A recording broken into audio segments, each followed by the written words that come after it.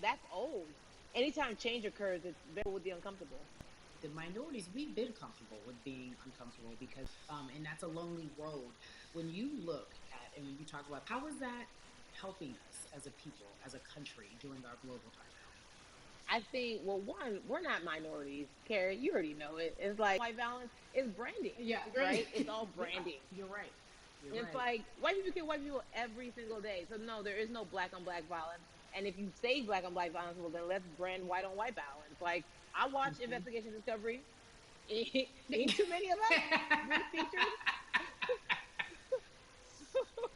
So I just even like, but to answer your question, what does that do? I think what everyone expected is what has happened in the past when the world was still open, right? In that, okay, you had all of these lives lost, and black people made some noise. We rioted, we got out in the streets, we started the Black Lives Matter movement, all of those things. And then white people kind of just like, oh, let's give them something. And then it's just like, is it over? It's like Oscar so black. Okay, okay, good. We gave some Oscars. Are we good now? Like, are we even? Mm-hmm. And it's just Mm-hmm. like, oh no, no, no, no, no. This is not about like a band-aid. It's like, yo, we might have to amputate the leg a little bit, but it's all right because we're gonna by amputating the leg, we're gonna save the body. And so I think that's what's happening now. Like America is realizing like, oh, black people aren't just making a little bit of noise. Like the protests are still out, the conversations are still being had, the change is still being demanded. And I think they're seeing, oh, this is not going away. And no, it's not, because we need systematic change. What a beautiful way to explore what is happening and describe our country. We might have to amputate the leg, but that's to save the body. That's what's happening right now. That's beautiful, Yvonne. And to that end, I have to ask you this because the way that we do that, we use our voice. And our voice right now in this world, in this country, is our vote.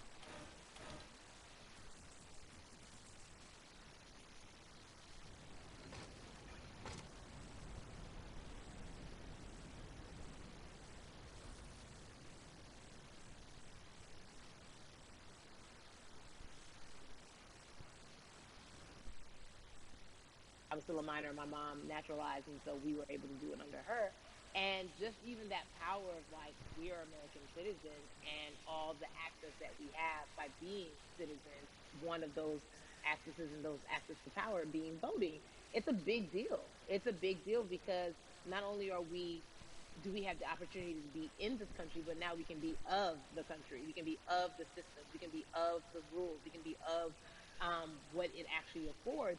But I think going back to your earlier comment about just the setup of systems, I think we are done a disservice. Either it's schools or whatever it is, and I'm not putting teachers on blast. I think teachers do a phenomenal job, but for some reason, we do not, and give them all the raises. I know too many parents who are like, I might, this child of mine, I do love them, but hey, who,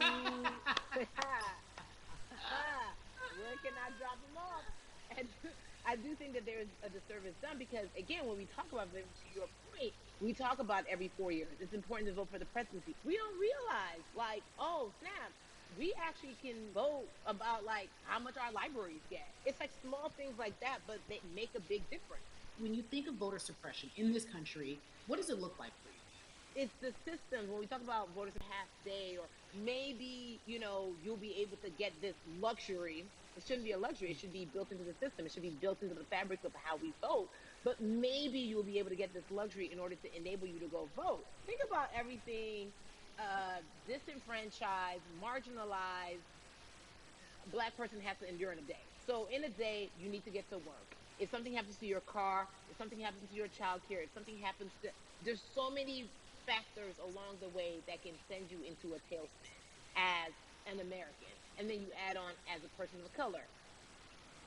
If you're just trying to get to vote and you already have to go through all of these hurdles and hoops in your everyday life, imagine the one day when your voice really is supposed to matter the most in this country. But then you also see all the times that you tried to have your voice matter, and then it's been shut down, repressed, told it doesn't matter. And then you're kind of like, what's the point? How do we keep hope though? If I'm watching this right now, I want to. I How do we as a people stay hopeful? How do we believe in the promise that these quote unquote forefathers have given us? Because have you met black people? By default, like hope is infused in our DNA. Like you know what I'm saying? Like by the like if we haven't been broken now through, be it through You're right. slavery, through Give capitalism, it to me. through Give it to me. colonization, through Yes, segregation, you're right. through I mean, listen, black the history of black people in this country is at one point we were 3/5 the people. Mm-hmm. That that was a written law. And look at us now. We are whole. We are black girl magic. We are black boy joy. We are, you know what I'm saying? Mm-hmm. What I think about in terms of giving us hope, right? We're making a lot of people nervous right now, Carrie. We're Oh, making a girl. lot of people Ben. nervous right now because they're like, dang, we put all these obstacles in their way, and these jokers are resilient. But that should give us hope. That should give us hope that like we can't stop, won't stop. I mean, I went to the school of Diddy. You know what I'm saying? Hashtag Harlem shaking it right now. Can't stop, won't stop. And I think that's our motto. We can't stop voting and we won't stop voting. We can't stop marching and we won't stop marching. We can't stop thriving and we won't stop thriving. To that end, because you led me directly there, I've been asking everyone who's appeared on this platform, what does activism look like? And I feel like back in the day, we had an idea. Yes, it is marching. Yes, it Yeah. is protesting. Yes, it is speaking out against things that we feel are not right or unjust. But talk to me about what activism looks like for Yvonne Orji. Listen, activism, I think the beauty of activism is that it has many faces, right? You're going to have the people on the front lines. Like, you know what? Martin Luther King marched, but there were a lot of women who were in the homes like, hey, BT Dubs, when they come back, this is how we support all the people who are marching on the front lines. And we're going to be here doing what we know to do best here. And you know what? Somebody needs to bail them out of jail so now we need to be in the community, getting money or whatever it is. So it's like everybody has a position to play. And so play your position like a shortstop, bruh. So whoever you are and whatever you do, play your position.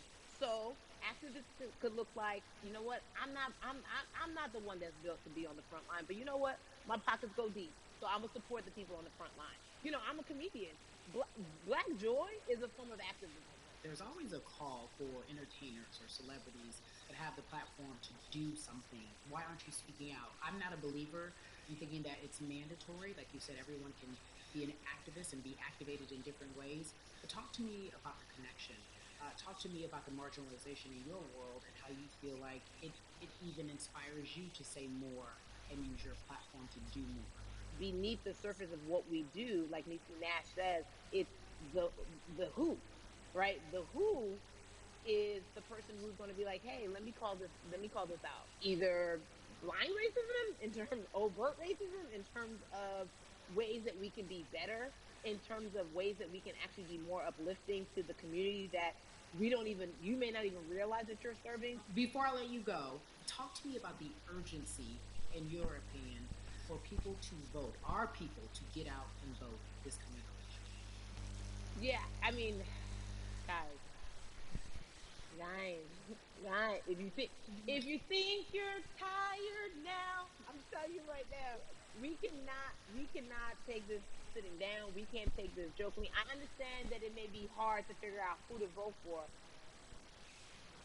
but at the end of the day, we got to vote for our families. We got to vote for our legacies. We got to vote for continued progress. We have to vote for upward mobility. We have to vote for equality in a way that is long lasting. And if we succeeded before, we can do it again. You talk about the hope. This is the time. This is not the time to give up. This is not the time to pretend away that we haven't made progress. We have. There's still much more to be done. And you know what? We might have to get to a point where we pass the baton to our children and our children's children, but we still have work to do now for that generation. Yvonne Orji, you are everything. You are Molly, but you are not Molly. But I love you so much as Molly on HBO's Insecure. You are an amazing podcaster, Jesus and Jola. Shout out to Lovey. And then we also have movies. Like you, the world, you're a model, a cover model. Also, wait, don't let me forget your hugely successful stand up comedy special on HBO. Girl, I mean, you're doing it all. And I am so grateful. You're truly the dream, not just the American dream. You're the black girl, brown girl, do it all dream, the immigrant dream, everything. You're a beautiful, beautiful soul. I really, really mean that from the bottom of my heart. Yvonne Orgy, ladies and gentlemen, nothing but the best and excellence personified. Thank you so much for sharing. I love you so much, Mama. Mwah.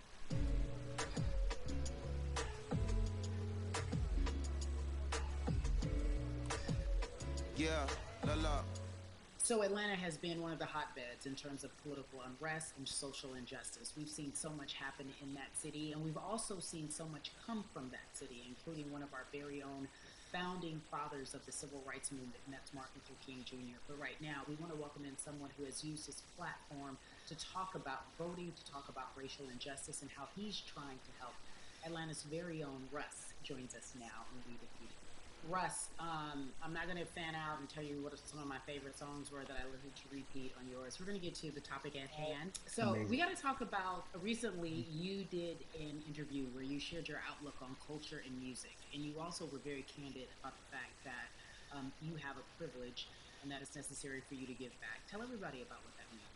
As like it's very obvious, I'm white and I'm in black culture and I'm benefiting financially off of it. So I feel like if you're a white person financially benefiting off of black culture, you have to put finances back into black culture. It's that simple. The screenshots with your feelings, it just comes off like fake empathy because it comes off very dismissive and very oh, that sucks for y'all. But anyway, back to what I was doing. Have you felt that way always, or is it now because of the time where we are in this country?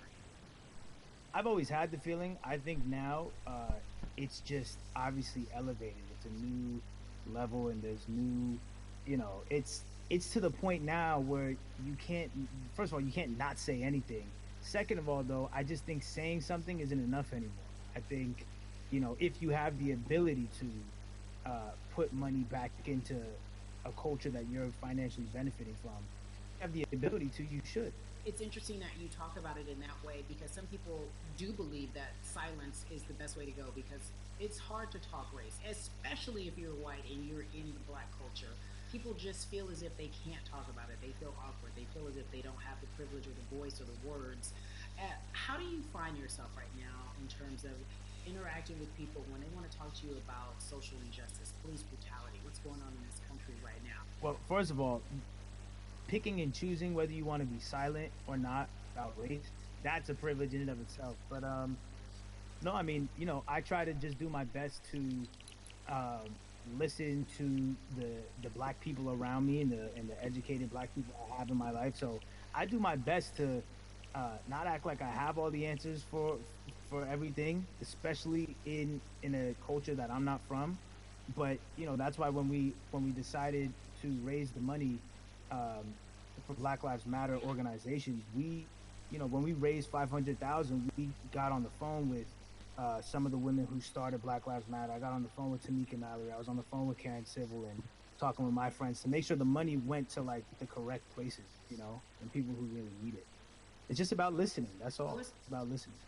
Let's talk about that for a moment because the way I think of activism for me, it looks very differently. It's not necessarily just protesting on the front lines. I think that's great. But what about being an activist in the way in which you have decided to be one? What inspired you? What did it look like? You said you raised money for Black Lives Matter. What did you do? Hmm. Walk us through everything that you did and how you find yourself in this moment. So for me, it was 3 years ago. I had like a string of festivals, and I decided that I was gonna wear T-shirts with a message on them because I figured, what better, what better time to use a platform than in front of a bunch of people. So one of the T-shirts I wore was, "If you want to change the system, speak up. White silence is pro-racism. The whole thing." And it didn't really it kind of got swept under the rug back then.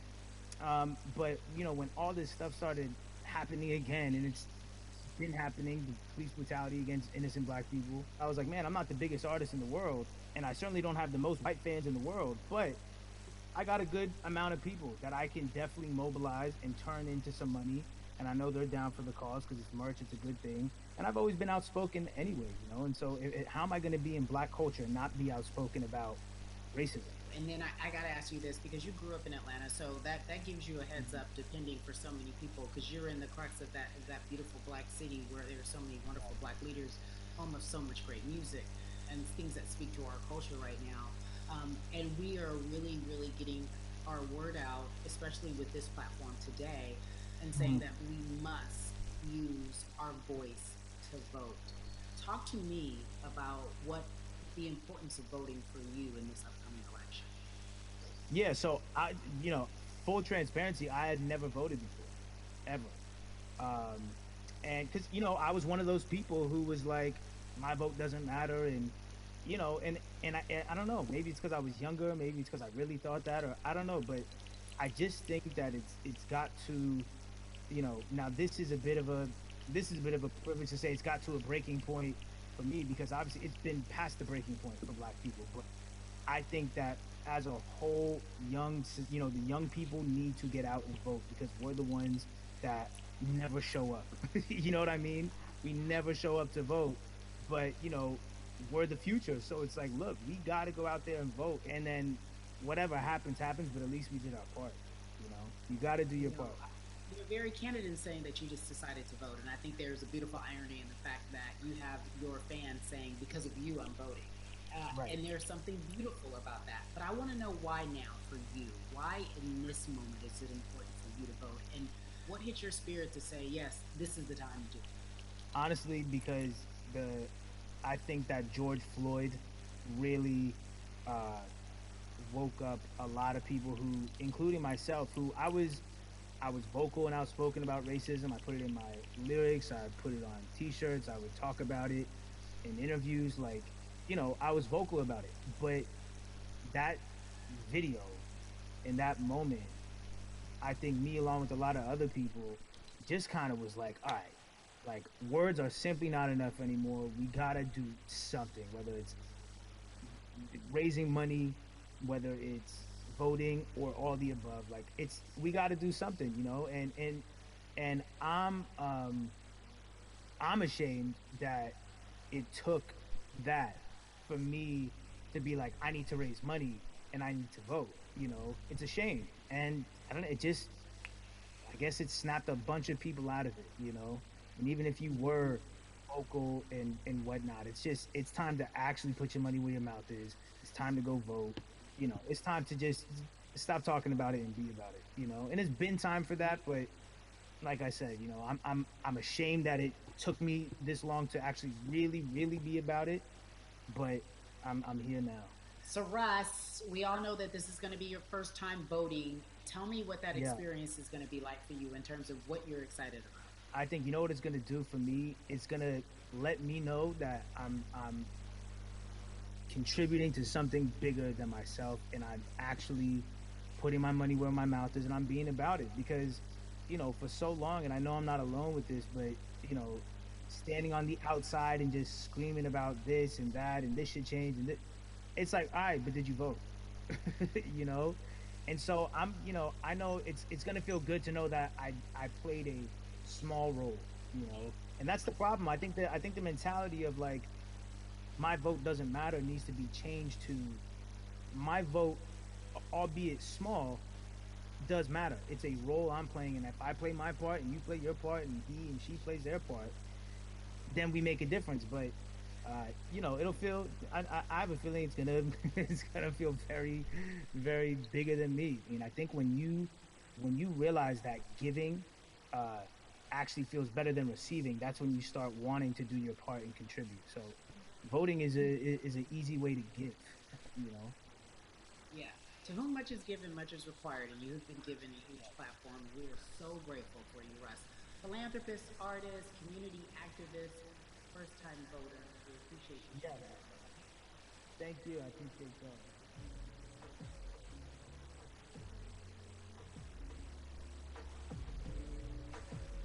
Yeah, la la.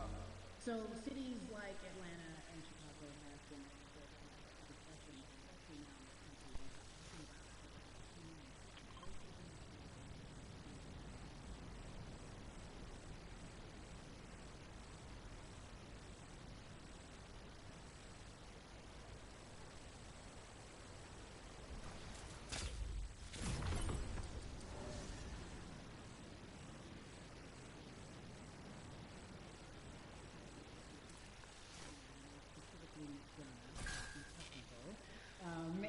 and you have been very vocal throughout this entire time in terms of what our country's been experiencing. Let's look at the past month and a half, if you will.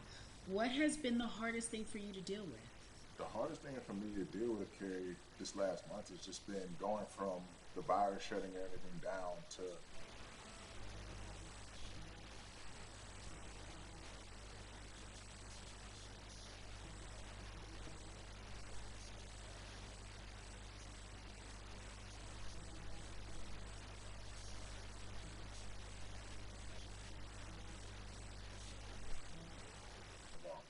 A reasonable, respectable person who cares about everyone involved, which leads us to more than a vote.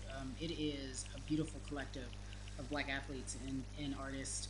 You are a part of that. Talk to me about why that's important for you right now. I'm going to be a part of that collective. I've somewhat used baseball and my craft as an excuse to not get more involved in voting. But I can't any longer use baseball and work as an excuse not to get educated and not also to show people like at any moment in time, any walk of life, we can make a difference. So tell me in your words, what does activism look like for you? In my words, it looks like LeBron James, the biggest athlete right now on the planet, speaking up and breaking the ice for everyone. And I think for the first time, people see and hear from us. So now we have white teammates, we have other people speaking up and realizing, okay, like this is how we go about doing this. And to me, right now, social media, athletes speaking up, entertainment speaking up, like we're trying to do with more than a vote. You said something I thought was so key because covering sports for so long, I know that it's tough for black players specifically in Major League Baseball to talk about how they feel. Adam Jones did it in a very eloquent way early on, but there are very few that are vocal. You said you all were afraid. Why use that word and why were you afraid? You was afraid because in 2019 there were 68 of us total, and there are 38 teams. There's 25-man roster on each team. There's a 40-man roster, which is on each team as well. And so there aren't many of us.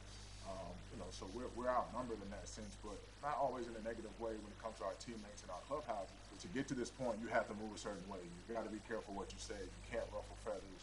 You can't come off in any way.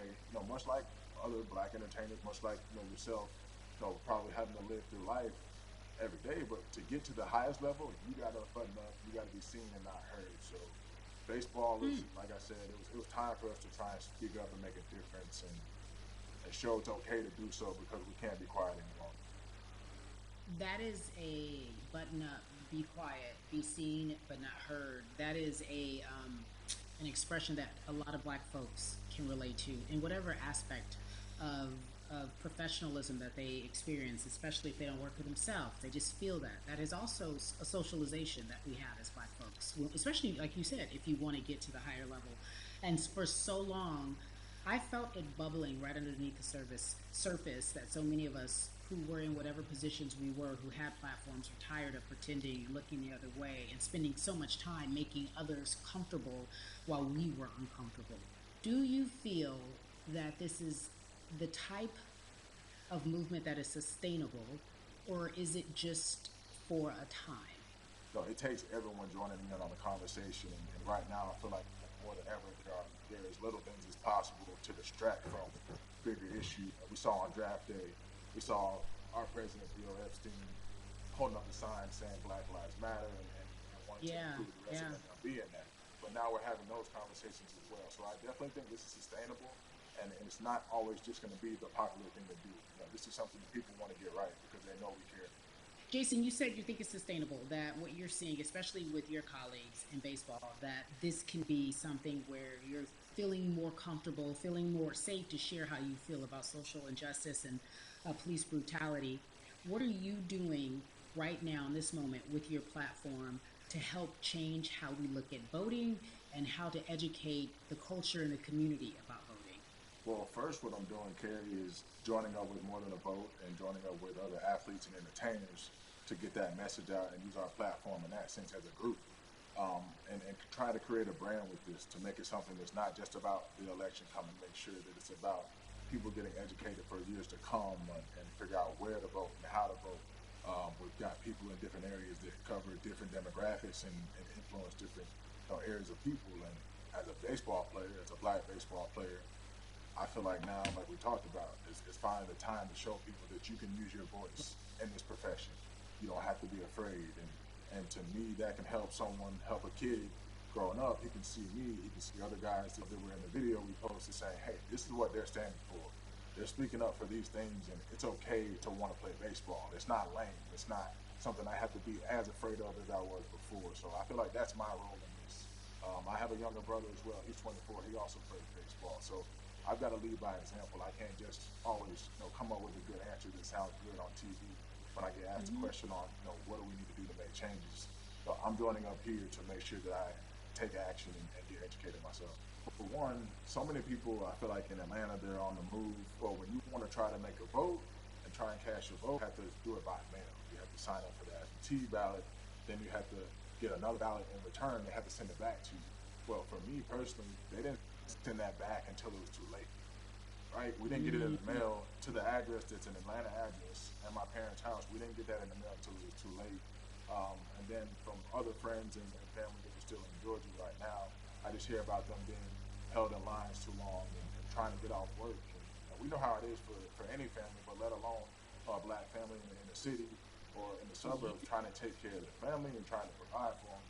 You try to get off work, and then you're like, wait a minute. You start looking at the clock. It's like, oh, this is not going to happen today, right? And so I saw, Mayor Keisha Bottoms, reach out via social media to people and say, hey, I'm going to address these issues right now. I need y'all to stay in line to cast your votes. Keep hanging in there. So to me in Georgia, that's what that looks like. Well, it's interesting that you even bring that up because there have been all these images, specifically from Georgia, because that's such a battleground, where you see people, especially when it came to the primaries, doing whatever it takes. And this is real life voter suppression that you're talking about. It's been happening for decades. It's not fake. What you're saying, these examples of sending you your ballot too late after the fact or shutting down the polls at 6 o'clock while people still are in line, that's a real life issue. There needs to be some type of change. And I think that what we're doing right now is fair. But the idea of voter suppression, do you think that that is well known, especially with folks, within the generation, your generation? I think it's known in our communities, right? I don't think it's spoke on enough. I don't think there's been enough light drawn to it. Bring it to light. Let people hear about it. Let people learn about what that looks like, and get more people to say, okay, look, like this is going to happen. We have to expect this, and we can no longer make the excuse. We can't say they didn't warn us. Jason, everybody knows, or it feels as if everyone knows that the time is now. America's paying attention to us. We have their eyes. We have their ears. If you look toward the future, what are you most excited about in terms of seeing a change? I'm excited about how fast the word is traveling. The word is being spread right now. The biggest athletes, the biggest icons, biggest entertainers are doing their part. But I'm also seeing people out there on the streets doing their part. When so many things got lost, could have very easily got in the commotion when it came to protests, and you saw rioting, you saw looting. People still stood their ground. People still went out there and said, look, we're doing this for the right reasons. Come together, drones, social media.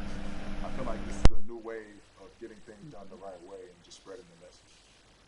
You're right about that, and you're right. People are spreading the word unapologetically. We out here. We doubling down. Thank you so much. I appreciate you. Right.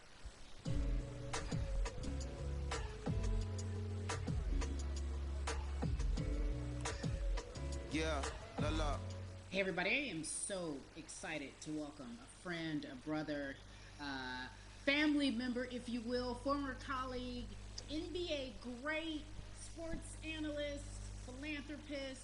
He does it all, and he's here to give us his time and his platform to talk about something that is so important, and that is voting. Everybody, welcome Jalen Rose to We the People. Talk to me about how important it is for the people who know you and love you and look up to you. Why is it so important that you use your platform to talk about voting?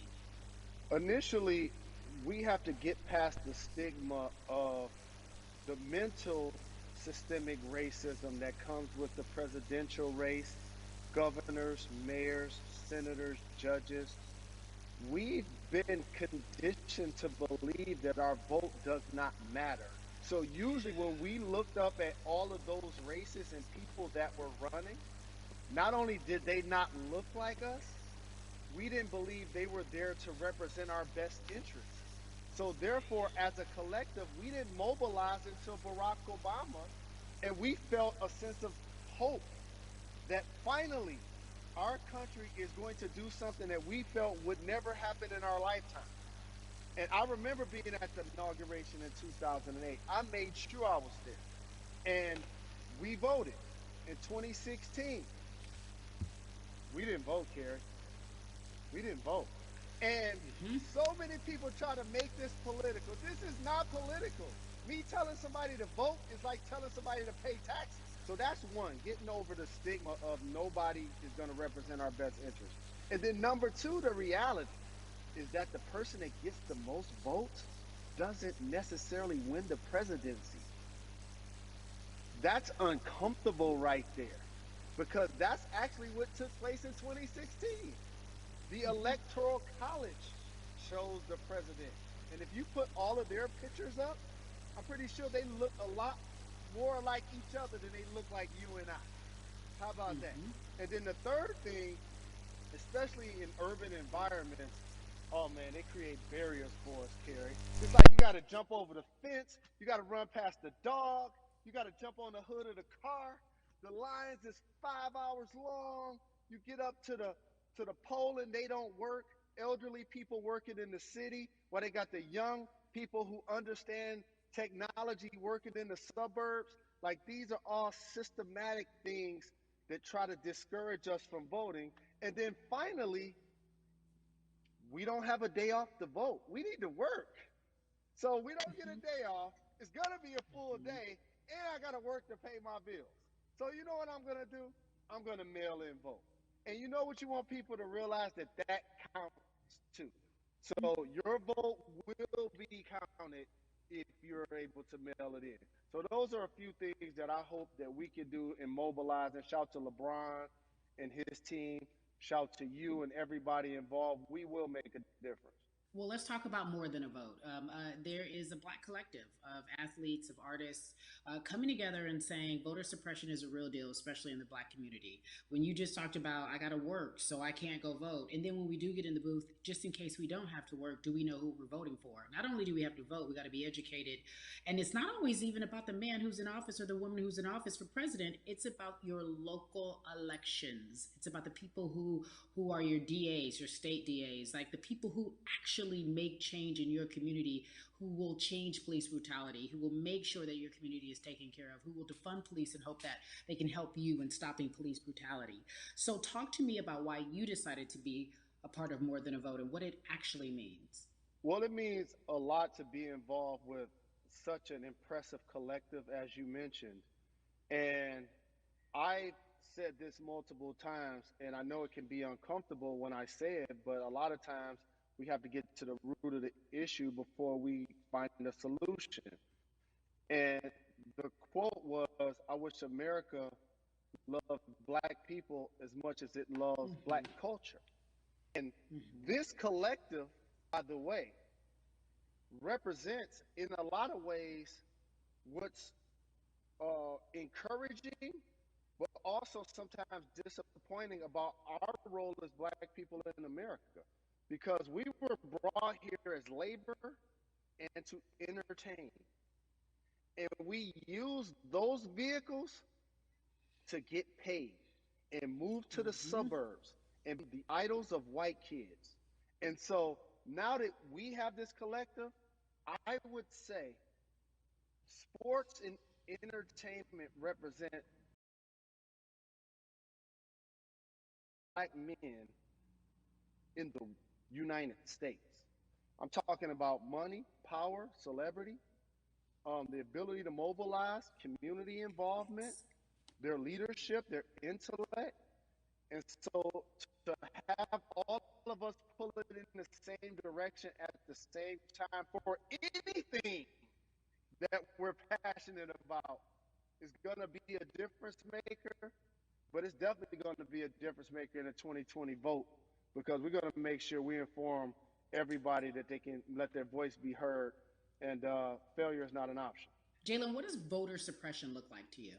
A perfect example took place recently, Carrie, in Kentucky. It was 6 p.m. at night, and so many people were standing in line enthusiastic to vote. And you know what they did? Locked the doors. And you know what the people did? They continued to bang on the doors, continued to bang on the windows.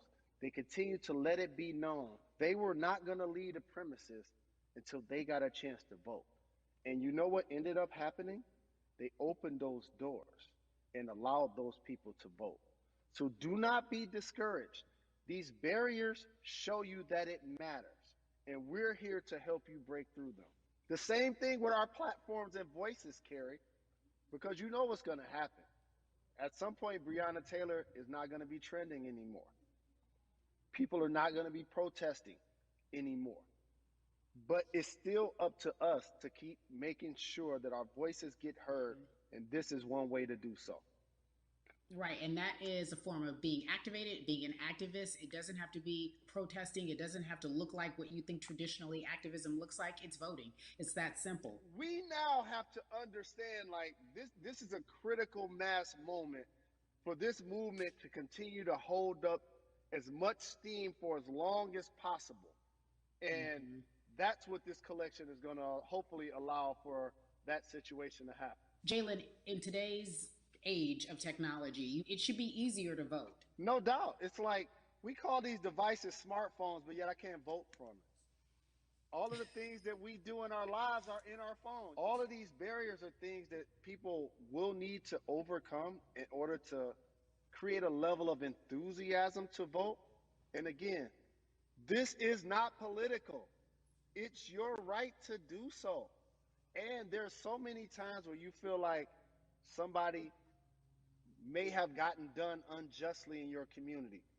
Pay attention to who the judges are, who's running for Senate, mayor, governor. Pay attention who's running for president. And let's make sure in 2020 we make a difference. Why is more than a vote so important and invaluable in our community right now? Well, because right now, I think we have an opportunity to let our voices be heard louder than ever. Anytime you see the mobilization of white kids holding Black Lives Matter signs, that means there's a breakthrough. Now, what happens with that breakthrough is the next step. You're going to look down in your email, Carrie. You're going to see all of these companies telling you how they're going to work on their diversity, how they're looking themselves in the mirror. They need to make change. Just like in sports, right? You look on the field, on the court, all those black players. Further you get up, it's like altitude or a ladder. It gets thinner and thinner. And so a lot of people talk about the system being broken. I hate to remind people that it's not broken. It was built this way. And one of our ways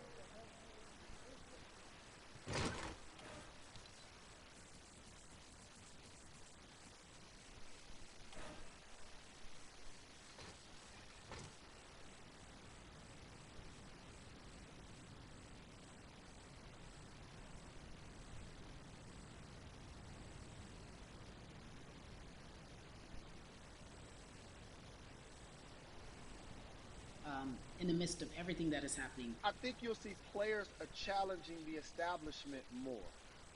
You're going to see them saying, okay, if you have all of these marketing and promotional deals, how many of them are with minorities? How many people are you employing in NBA? What about certain teams? Who do you have as a minority owner? Or what about the candidates that you have for positions of power? NBA players have proven as blacks that they are now movers and shakers in the game. They're now the dog, not the tail. So if they decide not to play, some of the biggest social changes and conversations have taken place in sports that weren't during the game. Colin Kaepernick was before the game. The Ali Summit was a press conference. So they could mobilize if they chose to. But when and if you do play, challenge the league. Black Lives Matter on the jersey. Continue to make sure that every time people are watching the game, they're also seeing the movement happen. Jalen, I appreciate you because you are always entertaining and informative at once. I really, truly am looking forward to the NBA season. Thank you for working with More Than a Vote because your voice, your platform, all of it is needed, my friend. Be safe, okay? Yes, ma'am. I love and appreciate you. One call away always. Thank you. Love you, brother. Love you too. Every conversation that we had today, I hope was helpful for you. I am so grateful to everyone who came on with me to talk about what's going on in our culture and how we need to change. Huge shout out to Jalen Rose, Bundy, Jason Hayward, Yvonne Orgy, and Russ. Their words were inspiring, but also important and invaluable. I hope your phone is full with all the information that we've been able to place in front of you. Again, you need to check out these resources because they are so important because we want you to vote. That is your voice. It is important. We, the people, want you to vote. So go to morethanavote.org, fairfight.com, and when we all vote.org. Again, thank you so much for joining us and paying attention because this message, again, is invaluable. I'm Carrie Champion for We the People.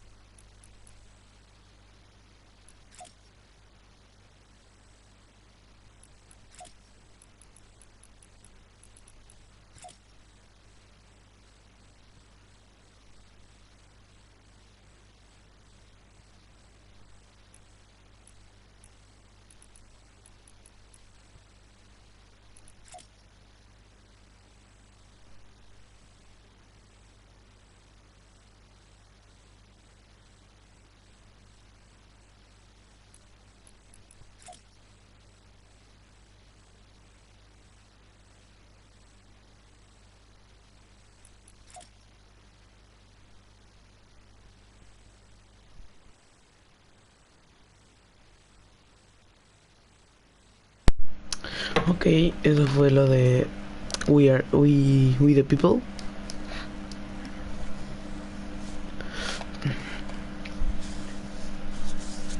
Yo quería hacer este directo solo más para decirles que, o sea, ya sé, estamos en Latinoamérica, pero nos sirve saber lo que está pasando en otras partes.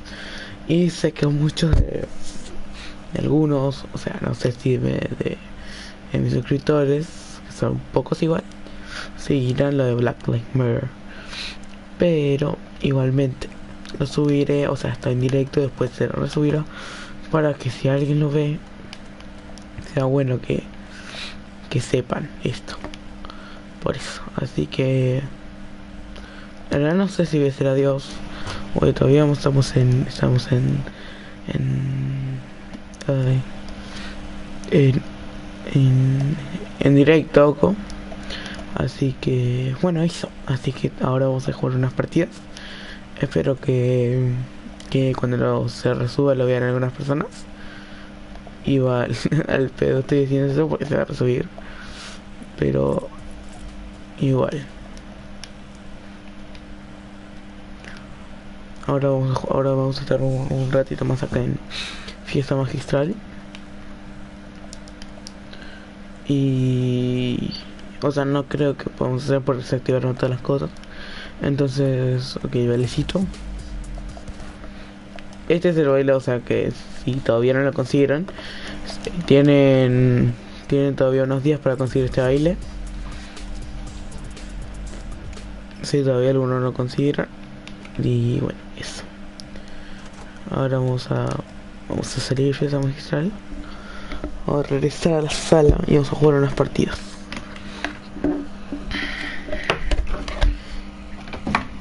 Unas partidas.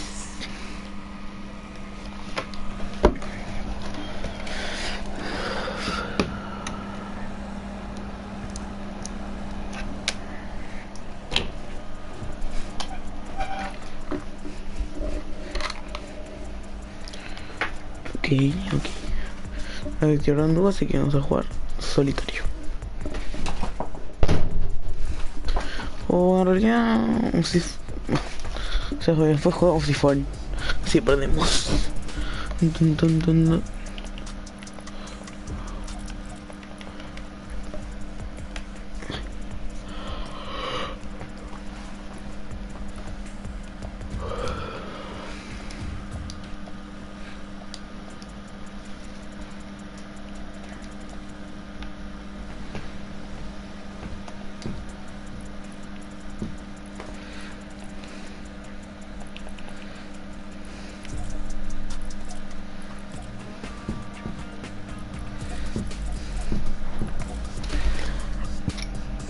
Mm, mm, mm, mm.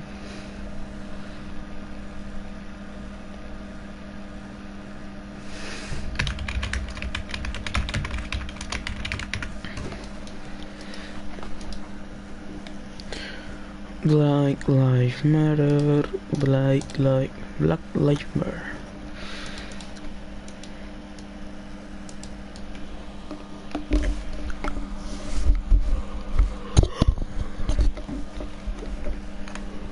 La verdad, por parte de Fortnite, eso está muy bueno que hagan esos tipos de eventos, o sea, por lo que está pasando ahora en Estados Unidos, está bueno que hagan esos tipos de eventos.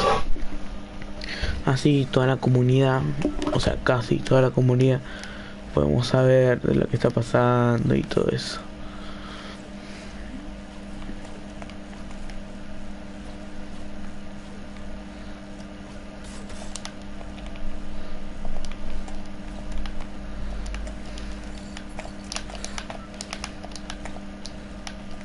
No, pero...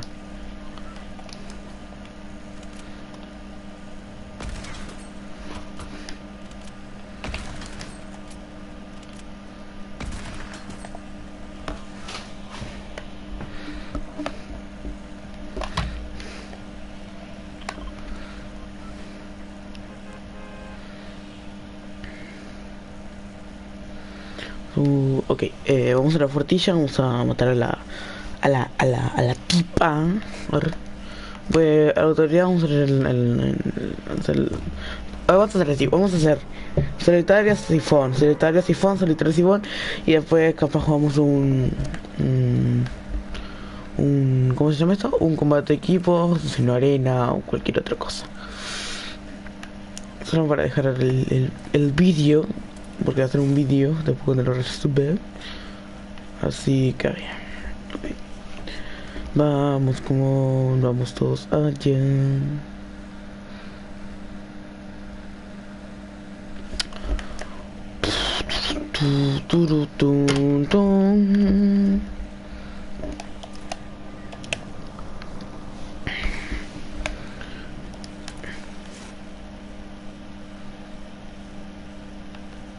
O sea, supongo que no vendrá nadie. Ya quedan 89 la partida, 88, 87, 85, 84, 80 y algo. ¿Cuánto quedan? 84. Igual ahí en el chat están reventando fuerte. Así que 84 no quedan en la partida.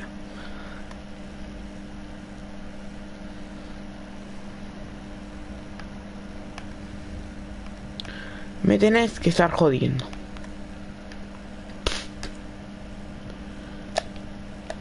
Y encima la tormenta que va. ¿Me escucharon, no?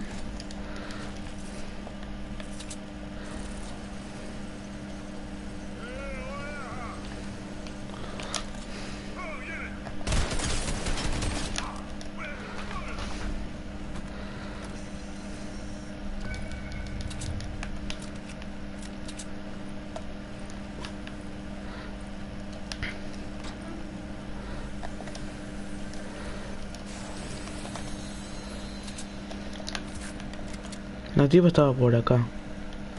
O sea, yo la escuché. Ahí está. Voy a intentar acercar un poquito más.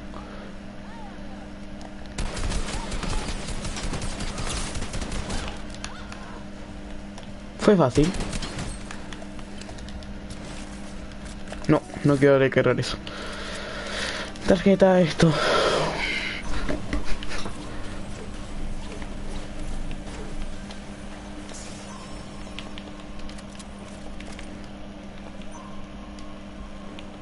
Lo que hace es disfrazarme de secuaz.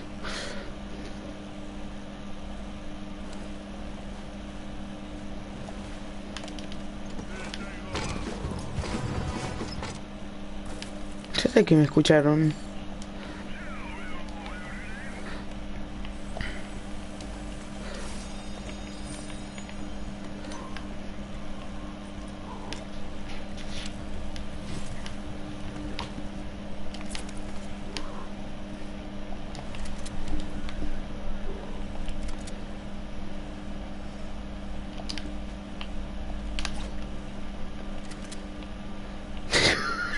What the fuck? Eh. ¿Por qué se ha roto? Ahora ha venido gente, no.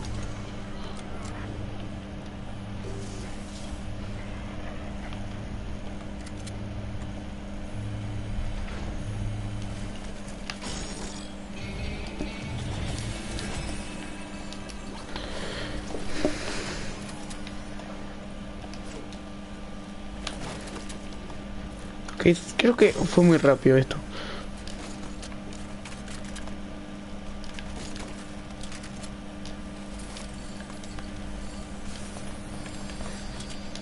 Si me voy a llevar Franco, pero también estoy tocando todo el tiempo Franco.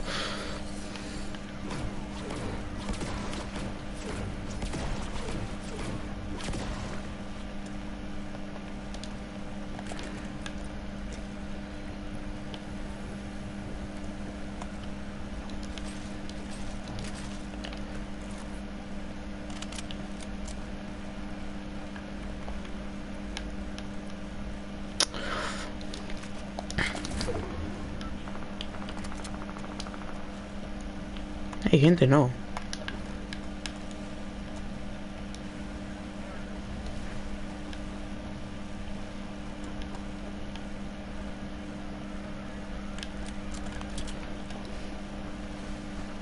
Quiero tu fusil. Y me lo vas a dar. Thank you.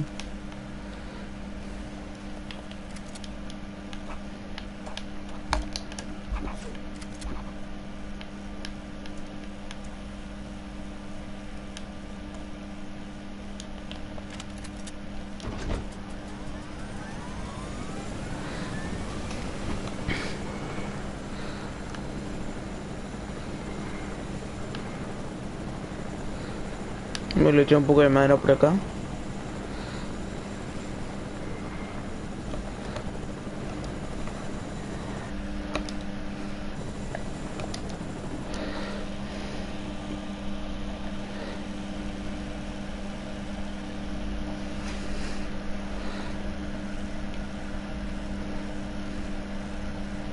Mucho texto y güey, ¿a qué hora terminas? Espero que ganes XD.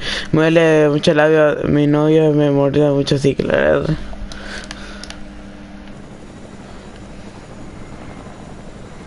Mucho texto.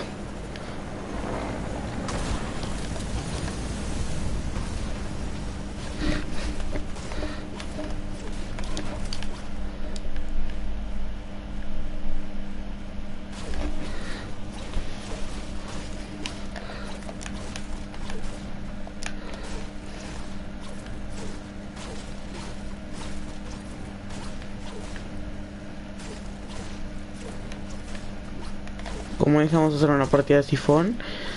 Y así, o sea, terminamos esta partida de solitario, jugamos un sifón y así sucesivamente.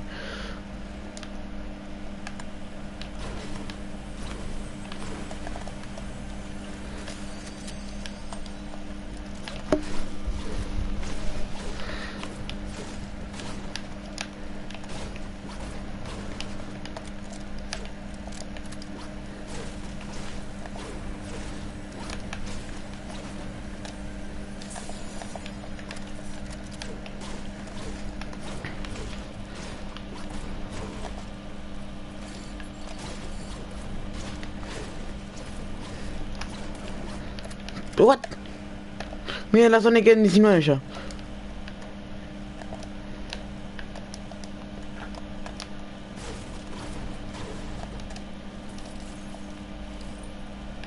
Qué raro. 18. 17.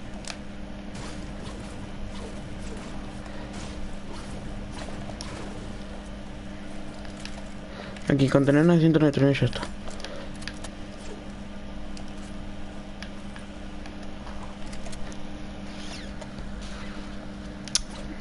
Ton ton tonorón, ton tonorón, ton tonorón. Ton ton tonorón, ton tonorón, ton tonorón. Me gusta mirar YouTube a las 5 de la mañana. Épico.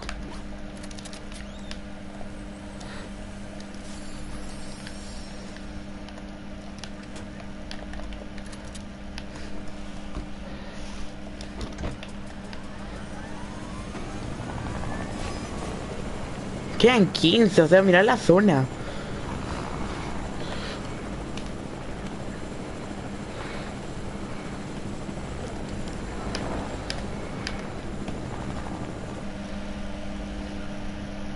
Brutal. XD. Por acá murió uno. Y no me gusta que haya tanto loot así suelto porque... ¿De dónde?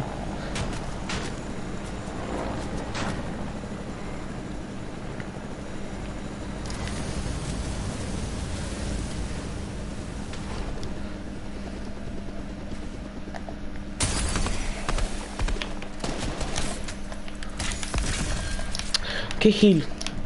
¿Qué gil del orto?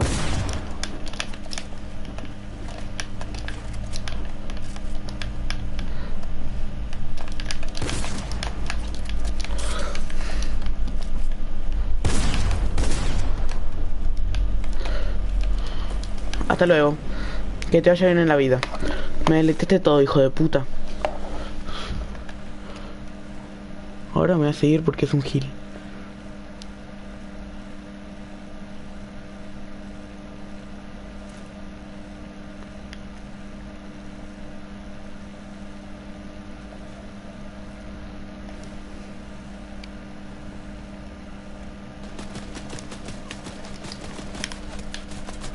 ¿Qué le pasa?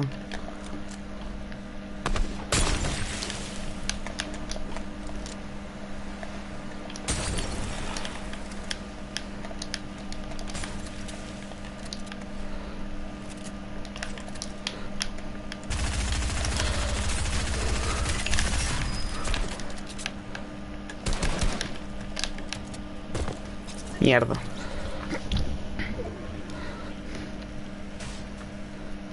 Salto tryhard.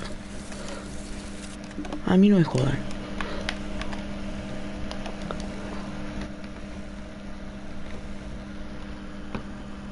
¿Qué me cuentan?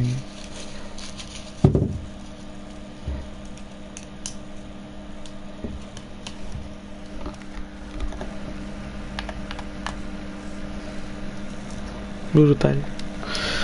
Bueno, gente, salto tryhard. A mí no me jodan.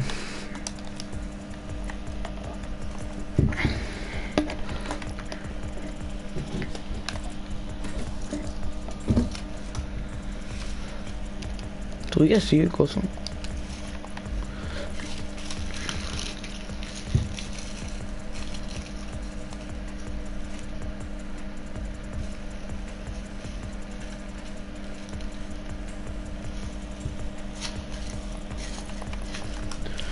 Pero no.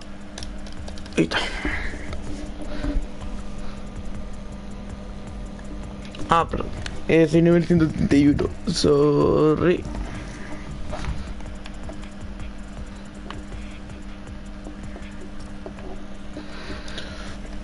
Completista. Tarjeta prórroga completada 15 de 20. Ahí veo. 1, 2. No tengo racha de eliminación. ¿Te imaginas tener racha de eliminación 10? Eso es imposible.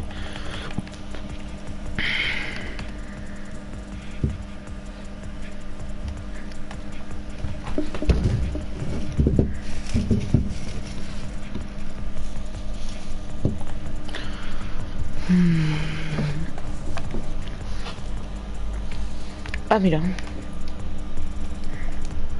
Bueno.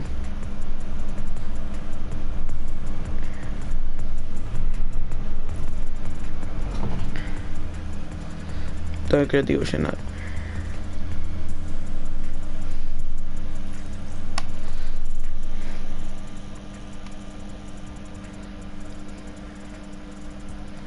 La ablación.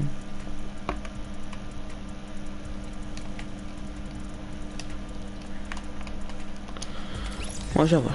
Vamos a jugar sifón y... No, sifón. Sifón.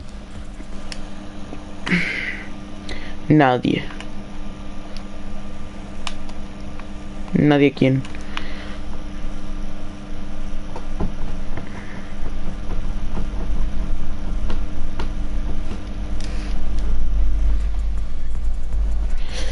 Dun.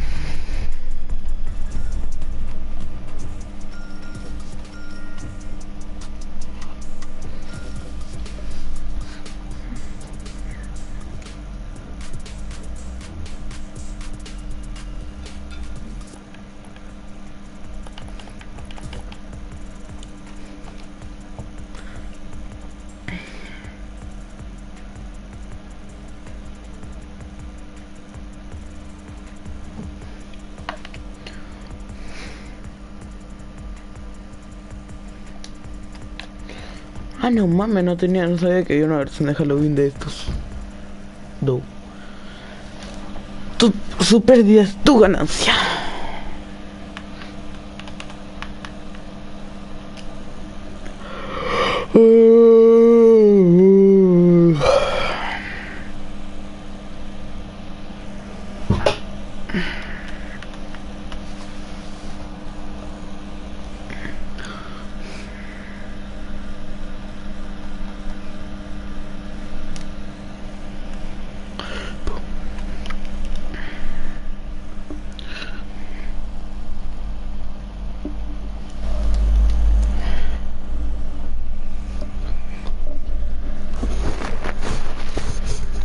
Su pérdida es tu ganancia. Sifón. Ahora lo que quiero saber, ¿hay armas míticas? Pues jugué Sifón nada más, o sea, sí, lo conozco. Porque, pero antes no habían tantas armas míticas. Entonces, ahora no sé si hay armas míticas o no hay armas míticas.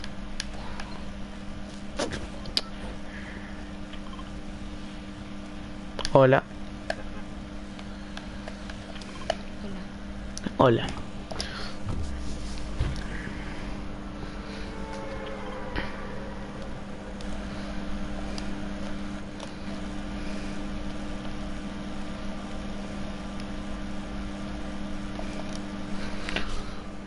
Si me gusta hacer directos, no, o sea, lo hago de vez en cuando, pero no lo hago todo el tiempo los directos. No voy a leer mucho los comentarios porque estoy en una partida.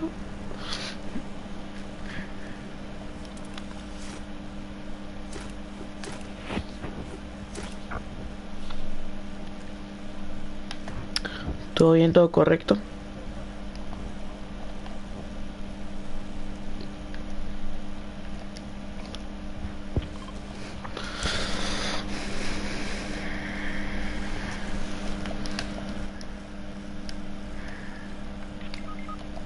¿Quién se murió ya? F.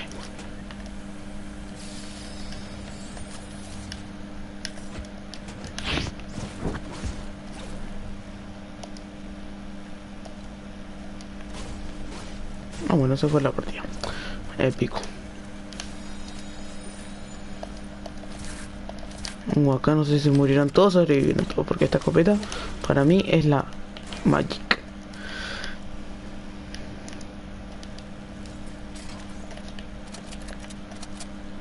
Aunque cayó uno conmigo.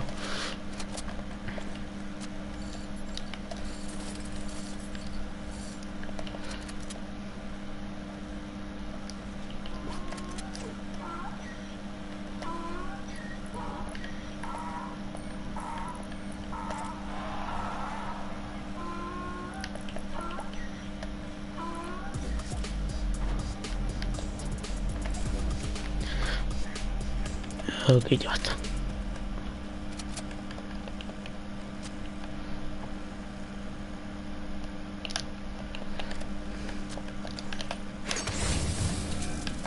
No era ayer ya.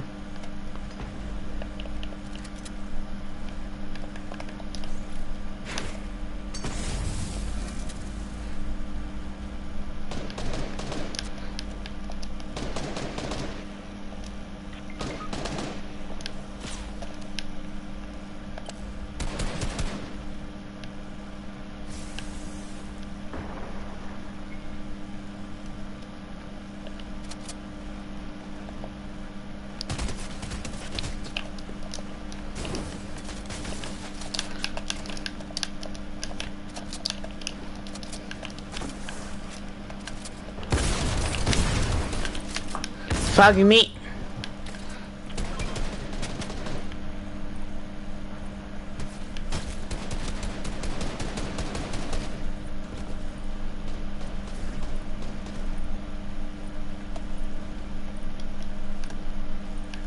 F. Ay, no mames, porque estoy muriendo. Voy a ir al solitario, voy a caer en la agencia, voy a agarrar las armas míticas y a mí que no me jodan. Ya respondí si me gustan esos directos, sí, más o menos. Ok, ya vengo. Mientras tanto pongo un solitario.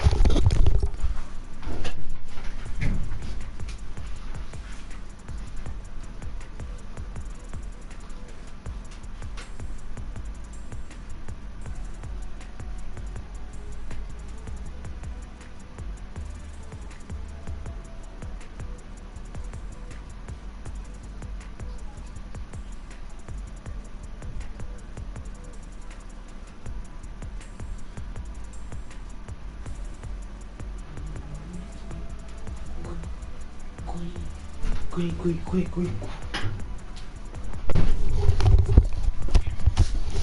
Llegué, me extrañaron.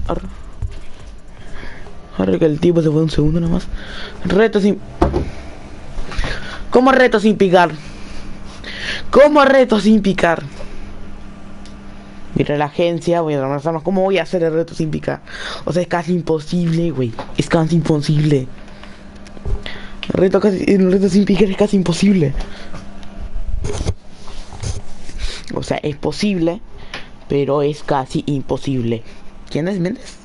O no entender ver mucho. Pues yo sí entender ver mucho, así que... No. Excuse me, XC. Bueno, gracias, no voy a hacer reto sin picar. Pues si no, voy a morir más rápido que no sé, que la concha de tu hermana. Una rock. Ay, ¿hace cuánto que no veo una rocks?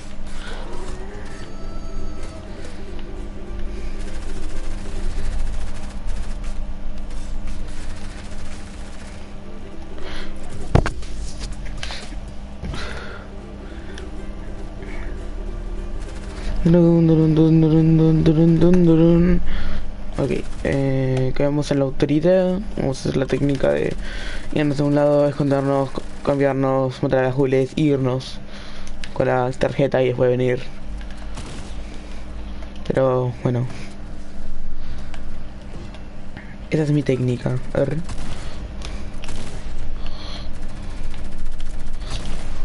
Ah, este salto bot.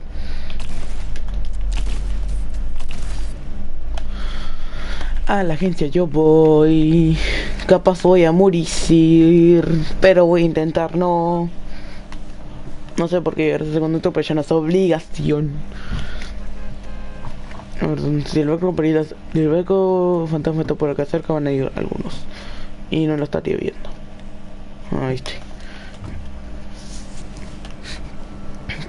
Turururu. Va seguro, somos 100 personas en la partida y la mitad va a ir a la agencia. Yo saber.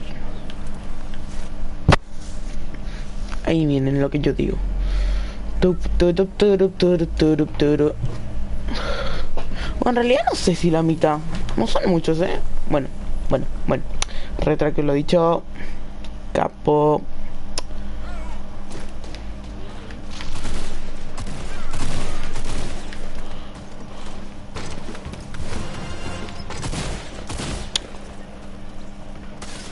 La concha y la lora.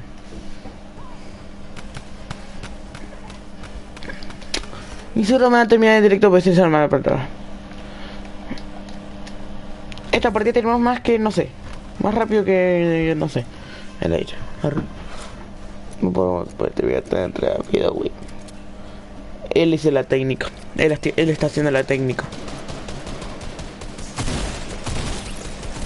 Míralo. Consiguió una escopeta más rápido que no sé. Este es el que se va a llevar todo. Este de ley se va a llevar todo.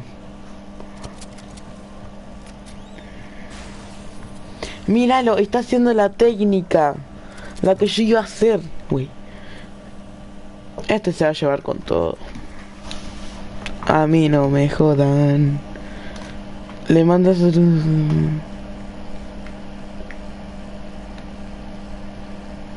¿Eh?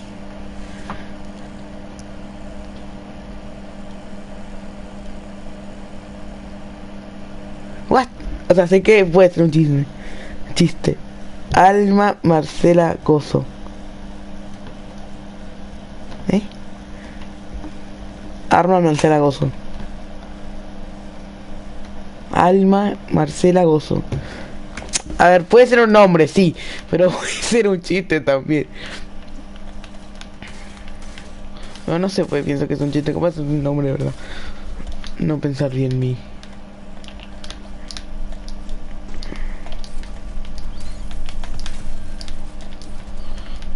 Y no pensar bien. Excuse me, disculpe.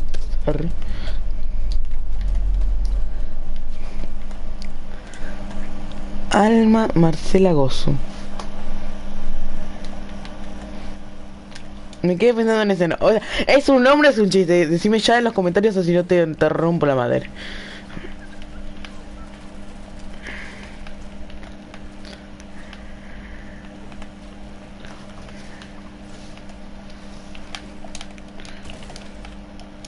Dímelo, yo te rompo la madre.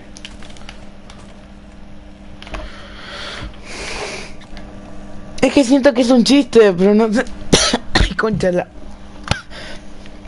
Oh, me retrancate. Es un chiste, pendejo. Pero Alma Marcela Gozo. Alma Marcela Gozo. Pero no entiendo qué chiste tiene eso. Un chiste, digo. A ver, decime cómo sería. Porque Alma Marcela Gozo. No. Alma Marcela Gozo. No entiendo a ver mucho. Dime. Ya sé que es un chiste, pero no sé qué se trata. Dime si no te parto la madre. Mierda. Morite vos, nadie te quiere. Sos un fracaso en la vida. Ahí se murió uno ahí. No sé cuál, no sé agil. Pero se queda retrabada esa mierda. Se queda retrabada. No entiendo de ver y mucho. No puedo entrar a una partida donde no se traba esa mierda.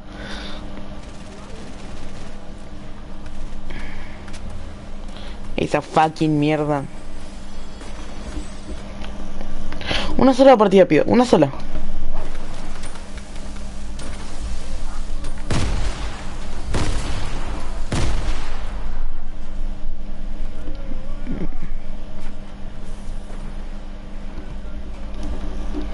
Ay, pueden dejar mandar.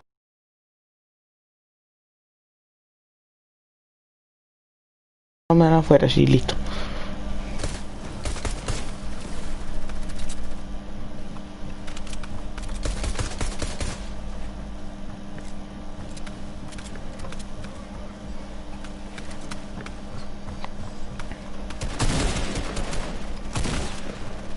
Iba bien.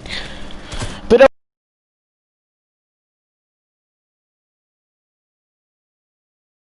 Mire, me acabo de abandonar. Se abandonaron. A mí no me joden. Mira, se muere.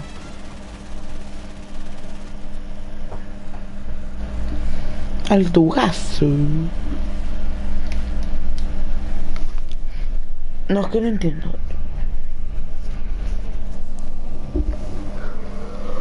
Otra vez que... Por favor. no morir.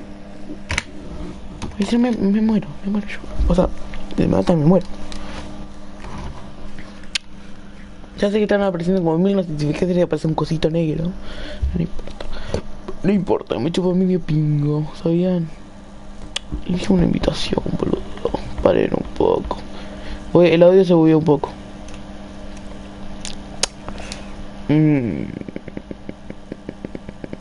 Uy, ya sé. O sea, no sé, pero... A ver, el ping va bien, así que no puede estar yendo tan mal. Ya está tirando todo su conjunto. No le acabo por un poco esto.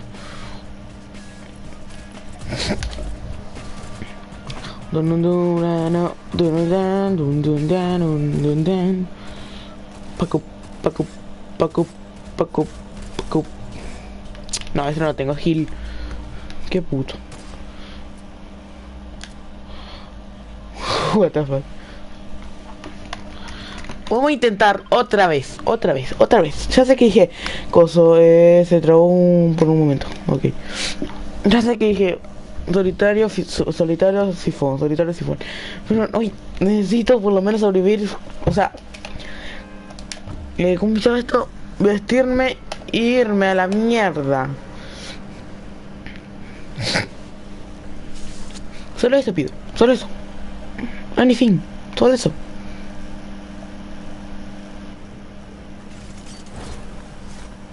O sea, si caen 200 a la agencia, mejor es que ahora caen 2. Sí, ni en peor van a caer 2. Van a caer 200, ¿qué 2?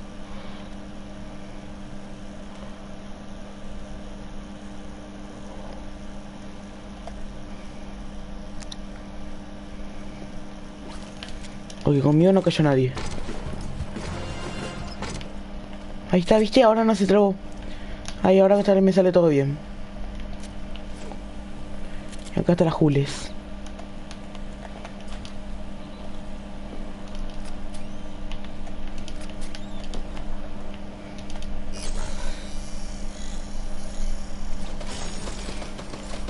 Ah, el peor loot me toca.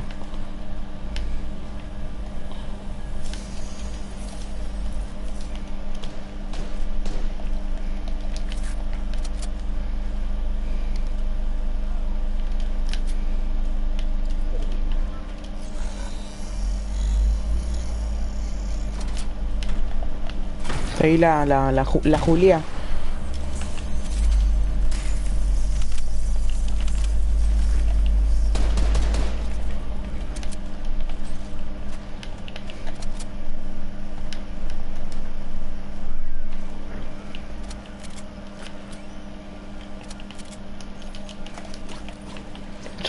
Se pueden haber matado a la Julia.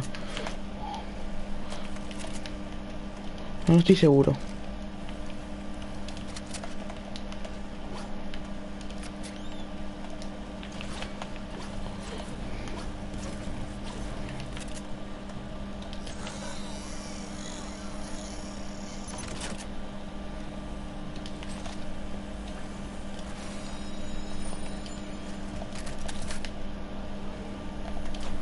No, la Julia sigue viva.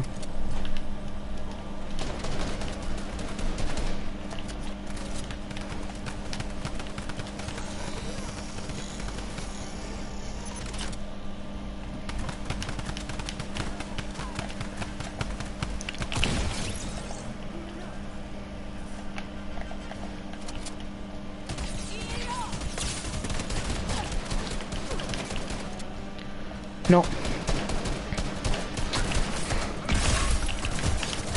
Morite.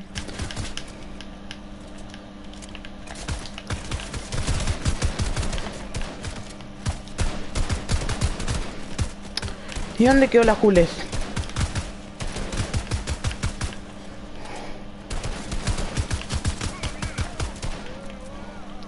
Otra mierda, ¿se cuál querés?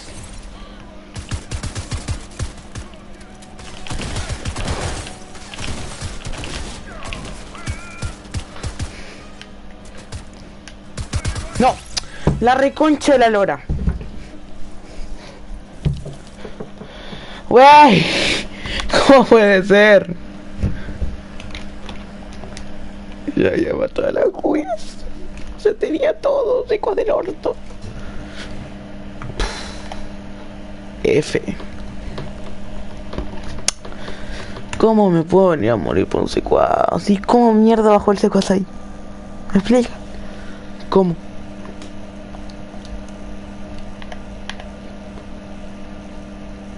F.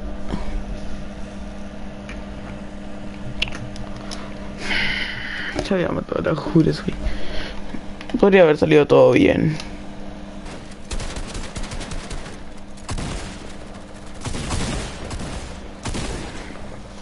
Este se va a morir de comiado. O año más tarde para editar.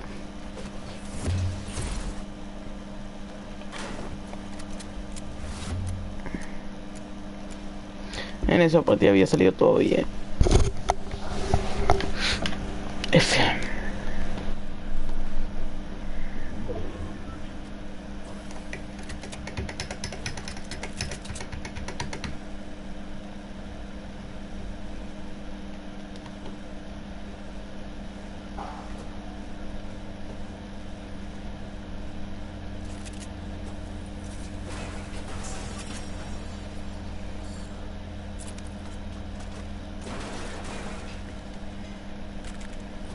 Igual la manzana.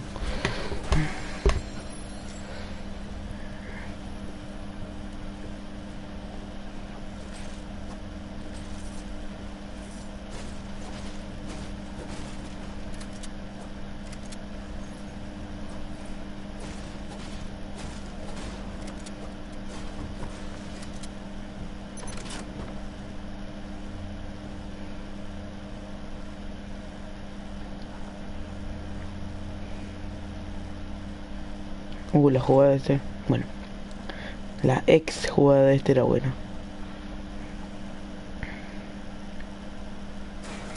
Ah, esta ya la tengo recalculado.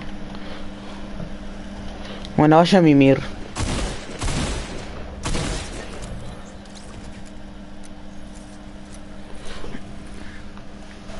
Yo este video está resubido, así que...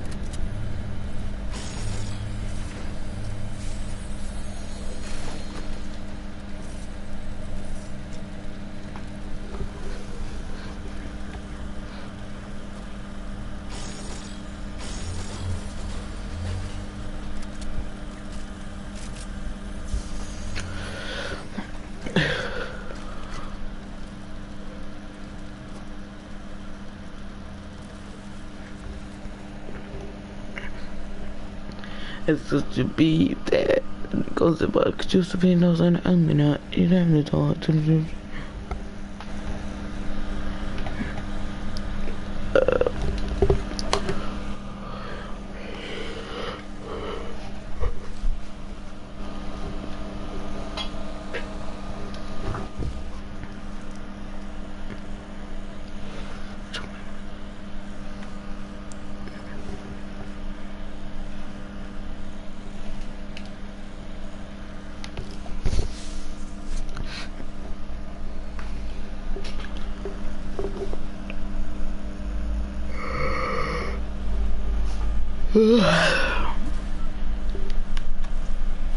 Yo tengo un tremendo sueño.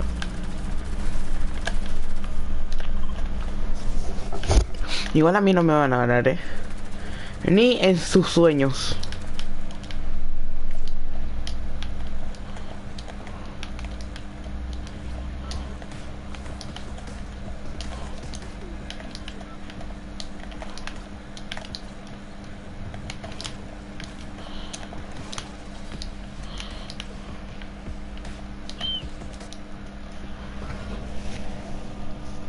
A mí no me gana nadie.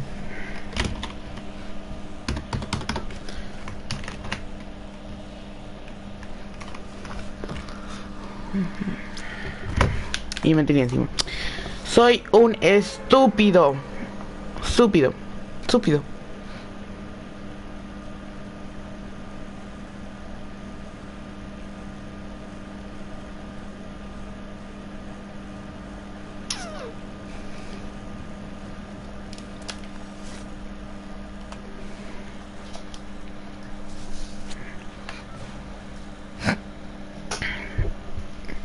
Che, igual llegué bastante bien, Pensé que iba a llegar retardo, que se iban a lutear. Ah, no. Hice el retro mi estela. A ver. Arriba ya no puedo caer porque ya cayeron todas las personas. Entonces... voy a intentar hacer la táctica. No, la táctica ya no sirve. No, literalmente, ya no sirve. Chau.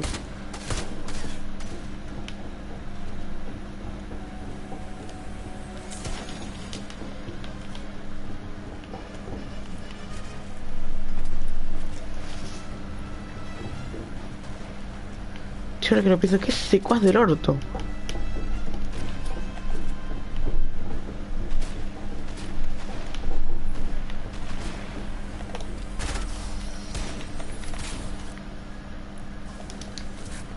Ah, es imposible que hayan agarrado a la Julia ya. Ah, no, ahí está. Fuck me. ¿Cómo me vio? Que Julia el ojete.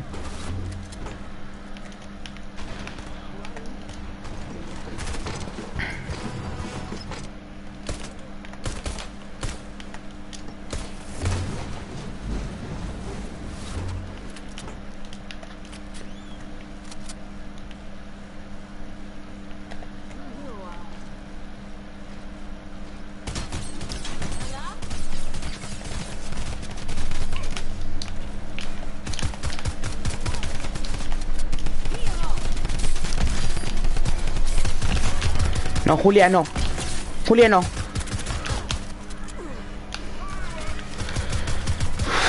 Secuaz no. Secuaz no.